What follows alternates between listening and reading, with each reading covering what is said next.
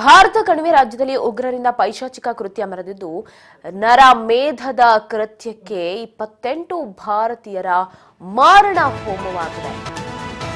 ಜಮ್ಮು ಕಾಶ್ಮೀರದ ಪಹಲ್ಗಾಮ್ನಲ್ಲಿ ನಡೆದಿತ್ತು ರಕ್ತ ದೋಕುಳಿ. ತಾಯ್ನಾಡಿಗೆ ಬಂದಿದೆ ಮಂಜುನಾಥ್ ಹಾಗೆ ಭರತ್ ಮೃತದೇಹ. ಇದೀಗ ಶಿವಮೊಗ್ಗವನ್ನ ಕೂಡ ಮಂಜುನಾಥ್ ಮೃತದೇಹ ತಲುಪಿದೆ. ಅಗಲಿದ ಪುತ್ರನ ನೋಡಿ ಇಡೀ ಕುಟುಂಬಸ್ಥರು ಕಣ್ಣೀರನ್ನ ಹಾಕ್ತಾ ಇದ್ದಾರೆ.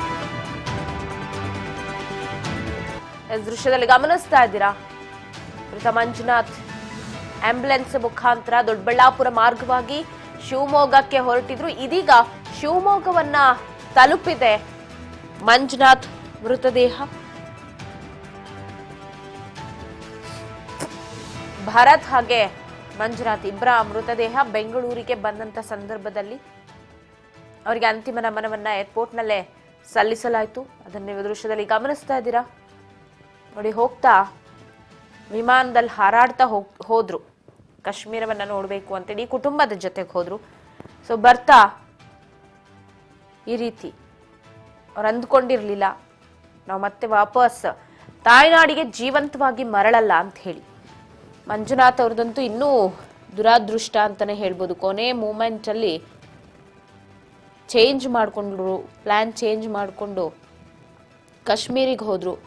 ಕಾಶ್ಮೀರಲ್ಲಿ ಈ ರೀತಿ ಸ್ಥಿತಿ ಅವ್ರು ಅನುಭವಿಸ್ಬೇಕಾಯ್ತು. ಮತ್ತೆ ಮರಳಿ ಕರುನಾಡಿಗೆ ಬರಲೇ ಇಲ್ಲ. ಈತ ಭರತ್ ಮೃತದೇಹ ಈಗಾಗಲೇ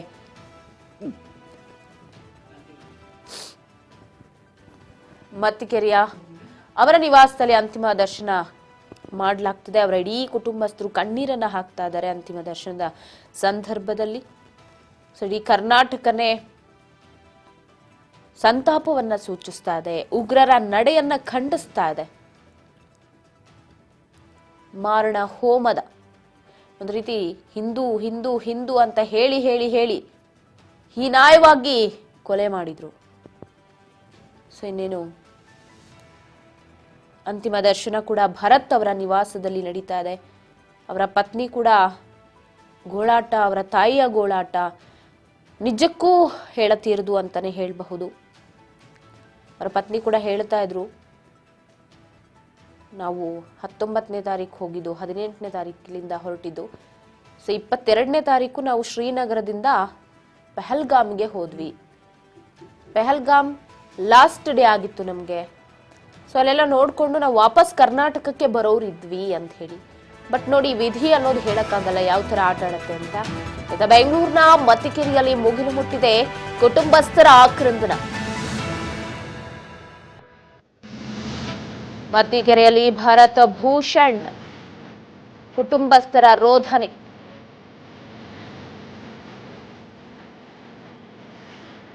ಸುಂದರ ನಗರದಲ್ಲಿ ಭರತ್ ಭೂಷಣ್ ಅಂತಿಮ ದರ್ಶನ.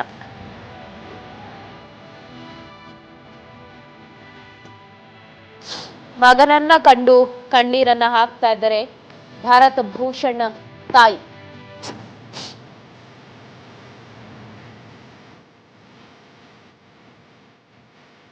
ಮೃತದೇಹವನ್ನ ಕಂಡು ಅವ್ರು ಯಾರು ಈ ತರ ಬರಮಾಡ್ಕೊಳ್ತೀವಿ ತನ್ನ ಮಗನನ್ನ, ತನ್ನ ಅಣ್ಣನನ್ನ, ತನ್ನ ತಮ್ಮನನ್ನ ಅಂತ ಯಾರೂ ಕೂಡ ಅಂದ್ಕೊಂಡವ್ರಲ್ಲ. ಬಟ್ ವಿಧಿಯಾಟನೇ ಬೇರೆ ಆದಿತ್ತು. ಹೆಣವಾಗಿ ಮರಳಿ ತಾಯ್ನಾಡಿಗೆ ಬಂದ್ರು. ಇದೀಗ ಕುಟುಂಬಸ್ಥರ ಆಕ್ರಂದನ ನಿಜಕ್ಕೂ ಕೂಡ ಮುಗಿಲು ಮುಟ್ಟಿದೆ.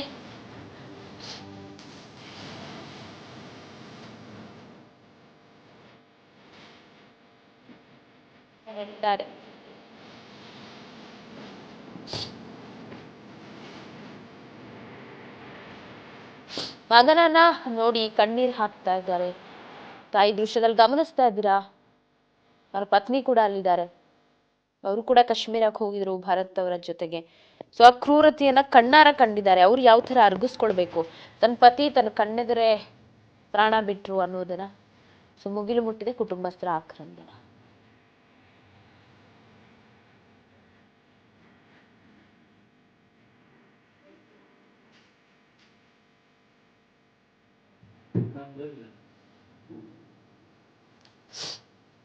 ಅಂತಿಮ ದರ್ಶನವನ್ನ ಈಗಾಗಲೇ ಸಿದ್ದರಾಮಯ್ಯ ಹಾಗೆ ರಾಮಲಿಂಗಾರೆಡ್ಡಿ ಅವರು ಕೂಡ ಪಡೆದುಕೊಂಡ್ರು ಭರತ್ ಭೂಷಣ್ ಅವರ ಅಂತಿಮ ದರ್ಶನವನ್ನ, ಜೊತೆಗೆ ಅವ್ರ ಕುಟುಂಬಸ್ಥರಿಗೆ ಸಾಂತ್ವನವನ್ನ ಕೂಡ ಹೇಳಿದ್ರು.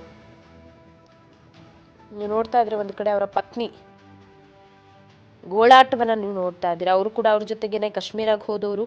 ಸೊ ಬರ್ತಾ ಒಬ್ಬಂಟಿಯಾಗಿ ಬರ್ಬೇಕಾಯ್ತು. ಅವರು ಕೂಡ ಎಳೆಯಾಗಿ ವಿವರಿಸ್ತಾ ಇದ್ರು ಏನಾಯ್ತು ಅಂತ ಹೇಳಿ. 4-5 ದಿನದ ಪ್ರವಾಸಕ್ಕೆ ಅಂತ ಹೋದವರು. ಸೊ ನಾವ್ ಯಾವತ್ತೂ ಅಂದ್ಕೊಂಡಿರ್ಲಿಲ್ಲ ಪ್ರವಾಸಕ್ಕೆ ಹೋದಾಗ ಈ ತರ ಆಗತ್ತೆ ಅಂತ ಹೇಳಿ. ಬಂದು ಪಹಲ್ಗಾಮಿಗೆ ನಾವು ಒಂದೇ ಹೋದ್ವಿ. ಅವ್ರು ಹೇಳ್ತಾ ಇದ್ರು ಶ್ರೀನಗರಕ್ಕೆ ಬಂದ್ಮೇಲೆ ಒಂದಿನ ರೆಸ್ಟ್ ಮಾಡ್ಬೇಕು ಅಂತ ಅನ್ನಿಸ್ತಾ ಇತ್ತು ನನ್ಗೆ. ಬಟ್ ಭರತ್ ಕೇಳಲಿಲ್ಲ. ಇವತ್ತೇ ಹೋಗಿ ನೋಡ್ಕೊಂಡು ಬಂದ್ಬಿಡೋಣ ಪ್ಲೇಸ್ಗಳನ್ನ, ಅಲ್ಲೆಲ್ಲ ಆಕ್ಟಿವಿಟಿ ಇರತ್ತೆ, ಸೊ ಹೋಗೋಣ ಅಂತ ಹೇಳಿ ಏನು ಪಹಲ್ಗಾಮ್ನ ಆ ಭಾಗದಲ್ಲಿ ಶೂಟೌಟ್ ಆಯ್ತು. ಸೊ ಅಲ್ಲಿ ಹೋಗ್ತಾರಂತೆ. ಹೋಗಿ 1-2 ಅವರ್ ಕಾಲ ಕಳೆದಿದ್ದಾರೆ. ಅಷ್ಟೊತ್ತಿಗೆ ಉಗ್ರರು ತಮ್ಮ ಅಟ್ಟಹಾಸವನ್ನ ಮೆರೆದಿದ್ದಾರೆ. ನಿಜಕ್ಕೂ ಇದು ಘನಘೋರ ಸಂಗತಿ ಅಂತಾನೆ ಹೇಳ್ಬೋದು. ಈಗ ಮತ್ತಿಕೆರೆಯಲ್ಲಿ ಅವರ ಪಾರ್ಥಿವ ಶರೀರವನ್ನ ಇರಿಸಲಾಗಿದೆ. ದೃಶ್ಯದಲ್ಲಿ ಗಮನಿಸ್ತಾ ಇದ್ರ ಪಾರ್ಥಿವ ಶರೀರಕ್ಕೆ ಎಲ್ಲರೂ ಕೂಡ ಅಂತಿಮ ನಮನವನ್ನ ಸಲ್ಲಿಸ್ತಾ ಇದ್ದಾರೆ. ಉಗ್ರರ ಗುಂಡೇಟಿಗೆ ಬಲಿಯಾದ ಭರತ್ ಮೃತದೇಹ ಮತ್ತಿಕೆರೆ ಅವರ ನಿವಾಸದಲ್ಲಿ.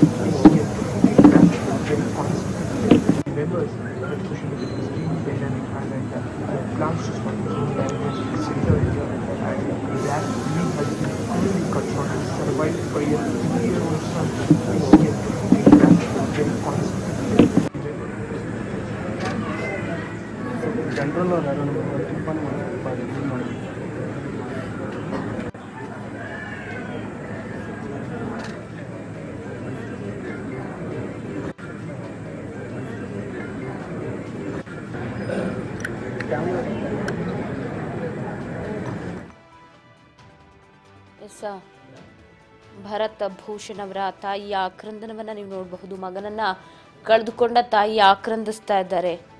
ಈಗಾಗಲೇ ನಾನು ಮಾತನಾಡುವಾಗ ಹೇಳ್ತಾ ಇದ್ದೆ, ಅವ್ರು ಯಾರು ಕೂಡ ಕನಸು ಮನಸ್ಸಲ್ಲೂ ಅನ್ಕೊಂಡಿರಲ್ಲ ಪ್ರವಾಸಕ್ಕೆ ಹೋದವರು ಹೆಣವಾಗಿ ಬರ್ತಾರೆ, ಶವವಾಗಿ ಬರ್ತಾರೆ ಅಂತ ಹೇಳಿ. ಬಟ್ ವಿಧಿ ಆಟ ಬೇರೆಯಾಗಿತ್ತು. ಮೋದಿ ಸರ್ಕಾರಕ್ಕೆ ಸಂಪೂರ್ಣ ಬೆಂಬಲವನ್ನ ಸಿಎಂ ಸಿದ್ದರಾಮಯ್ಯ ಅವರ ಸರ್ಕಾರ ನೀಡಿದೆ. ಕಾಶ್ಮೀರದ ಪಹಲ್ಗಾಮ್ನಲ್ಲಿ ನಡೆದಂತಹ ಉಗ್ರರ ದಾಳಿ ಬಹಳ ಖಂಡನೀಯ.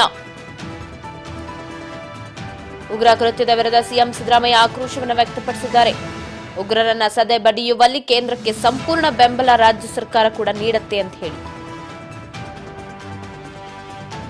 ಇನ್ನು ಮೃತಪಟ್ಟವರ ಕುಟುಂಬಕ್ಕೆ ತಲಾ 10 ಲಕ್ಷ ರೂಪಾಯಿ, ಕನ್ನಡಿಗರು ಯಾರಿದ್ದಾರೆ ಅವರಿಗೆ ತಲಾ 10 ಲಕ್ಷ ರೂಪಾಯಿ ಪರಿಹಾರವನ್ನ ಘೋಷಣೆ ಮಾಡಿದ್ದಾರೆ ರಾಜ್ಯ ಸರ್ಕಾರ. ಸಂಕಷ್ಟದಲ್ಲಿರುವ ಕನ್ನಡಿಗರನ್ನ ರಕ್ಷಿಸೋದು ಸರ್ಕಾರದ ಆದ್ಯ ಕರ್ತವ್ಯ.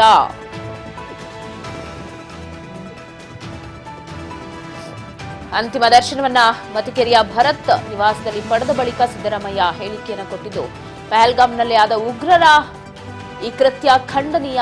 ಮೋದಿ ಸರ್ಕಾರಕ್ಕೆ ಸಂಪೂರ್ಣ ಬೆಂಬಲವನ್ನ ಕೊಡ್ತೀವಿ. ಆ ಉಗ್ರ ಪಡೆಯನ್ನೇ ನಾಶ ಮಾಡಬೇಕು, ಯಾರೂ ಕೂಡ ಉಗ್ರ ಅನ್ನೋ ಹೆಸರಲ್ಲಿ ಇರಬಾರ್ದು ಅಂತ ಹೇಳಿ ಆಕ್ರೋಶವನ್ನ ಹೊರಹಾಕಿದ್ದಾರೆ. ರಾಮಲಿಂಗಾರೆಡ್ಡಿ, ಸಿದ್ದರಾಮಯ್ಯನವರು ಈಗಾಗಲೇ ಭರತ್ ಮೃತದೇಹದ ಅಂತಿಮ ದರ್ಶನವನ್ನ ಪಡೆದುಕೊಂಡು ಬಂದು ಅದಾದ ನಂತರ ಮಾತನಾಡಿದರೆ ಮಾಧ್ಯಮಗಳಿಗೆ.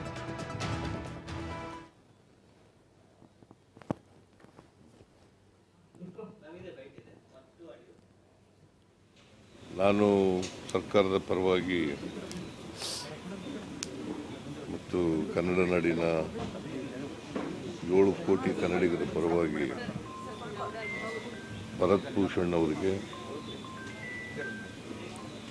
ಶ್ರದ್ಧಾಂಜಲಿಯನ್ನು ಅರ್ಪಿಸಲಿಕ್ಕೆ ಬಯಸ್ತಾ ಇದ್ದಾರೆ.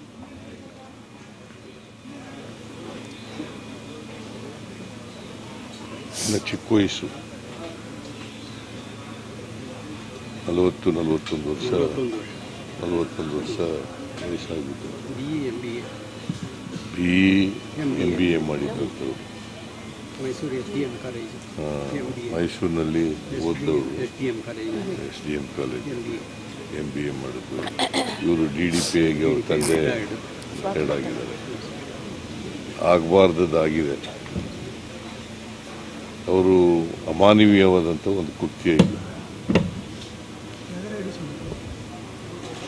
ಇದನ್ನ ತೀವ್ರವಾಗಿ ಖಂಡಿಸ್ತೇನೆ ನಾನು.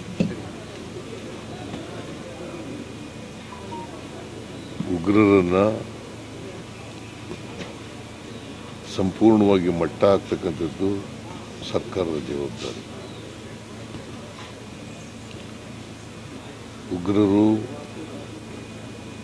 ಉಗ್ರರ ಚಟುವಟಿಕೆಗಳು ನಮ್ಮ ದೇಶದಲ್ಲಿ ಇರಬಾರ್ದು. ಯಾವುದೇ ಕಾರಣಕ್ಕೆ ಸರ್ಕಾರ ಇದರಲ್ಲಿ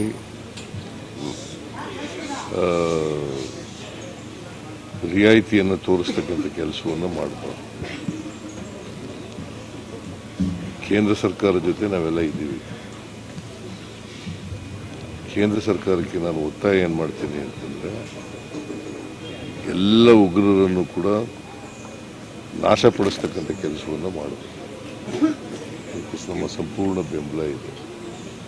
ಈಗ ನೋಡಿ, ಅಮಾಯಕ ಜನರು ಪಾಪ ಕಾಶ್ಮೀರಕ್ಕೆ ಹೋಗಿದ್ದವರು, ಅವ್ರನ್ನ ಹಾಡು ಹಗಲೇ ಮತ್ತೆ ಅವ್ರ ಹೆಂಡ್ತೀರಿ ಎದುರುಗಡೆನೆ ಮಗು ಕೂಡ ಇದೆ ಜೊತೆ.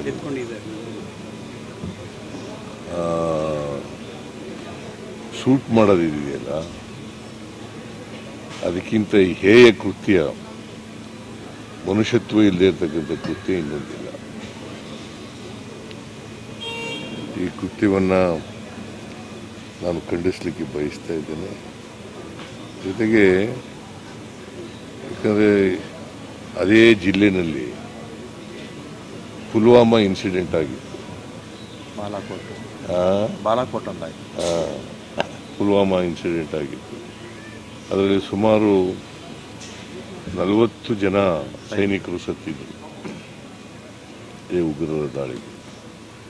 ಮತ್ತೆ ಅಲ್ಲೇ ಮರುಕಳಿಸಿದೆ. ಇನ್ನೊಂದು ಸಾರಿ ಮರುಕಳಿಸ್ತೇನೆ ಅಂತ ನೋಡ್ಕೋಬೇಕು. ಅವ್ರು ಎಲ್ಲೇ ಇರಲಿ, ಉಗ್ರರು ಅವರನ್ನು ಪತ್ತೆ ಹಚ್ಚಿ ದೇಶದಲ್ಲೇ ಅವ್ರನ್ನ ಇರಬಾರ್ದು. ಅವರು ದೇಶದಲ್ಲಿ, ನಮ್ಮ ದೇಶದಲ್ಲಿ ಇರಬಾರ್ದು. ಆ ರೀತಿಯಾದಂಥ ಕ್ರಮವನ್ನು ತಗೊಳ್ಬೇಕು ಅಂತೇಳಿ ಸರ್ಕಾರವನ್ನು ಒತ್ತಾಯ ಮಾಡ್ತೇನೆ. ಬಹುಶಃ ಎಲ್ಲೋ ಒಂದು ಕಡೆ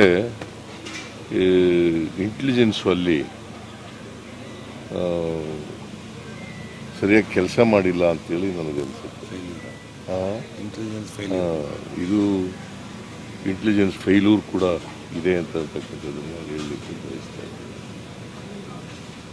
ನಮ್ಮ ಸರ್ಕಾರ ಈಗ 2 ಸತ್ತಿದ್ದಾರೆ. ಇನ್ನೊಬ್ಬರು ಆಂಧ್ರದವರು, ಅವರು ಇಲ್ಲೇ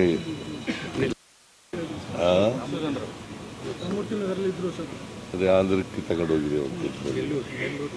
ಇನ್ನೊಬ್ಬರು ಶಿವಮೊಗ್ಗದವರು, ಮಂಜುನಾಥ್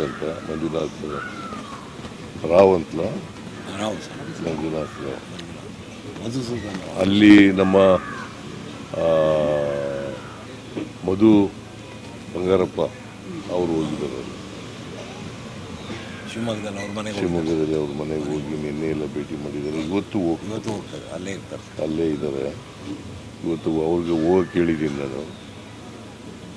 ಸೊ ಇಲ್ಲಿ ರಾಮಲಿಂಗ ರೆಡ್ಡಿ ಅವರು ಇರ್ತಾರೆ. ಕ್ರಿಮೇಷನ್ನಲ್ಲಿ ರಾಮಲಿಂಗ ರೆಡ್ಡಿ ಅವರು ಸರ್ಕಾರದ ವತಿಯಿಂದ ಇರ್ತಾರೆ. ಇವ್ರಿಗೆ ಸತ್ತವರ ಕುಟುಂಬಗಳಿಗೆ ನಮ್ಮ